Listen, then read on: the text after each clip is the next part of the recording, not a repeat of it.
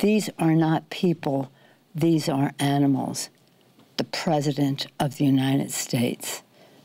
Every day that you think you've seen it all, along comes another manifestation of why their policies are so inhumane and why we have to continue the debate, striving for bipartisanship with openness about what is at stake and what the choices are, and to be unifying in every way possible.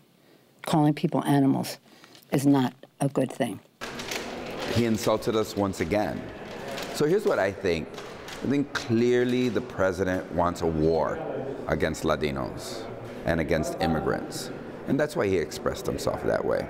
Let's remember, you might make that distinction between members of MS-13 and the rest of the Latino community and the rest of the immigrant community. I assure you that most of Americans don't make that distinction when he says we're animals. Just like most Americans don't make the distinction between the 90% of Latinos that are here in this country legally, citizens of the United States, and anybody else he speaks about. Well, look, that's not the kind of language I generally use to describe people.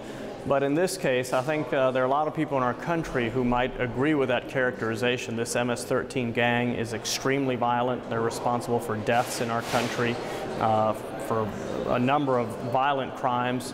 So, look, if he had just been referring to undocumented immigrants generally, I think that would have been a lot more serious. But again, when it comes to these violent gangs, I think that a lot of their conduct is very violent and animalistic in nature.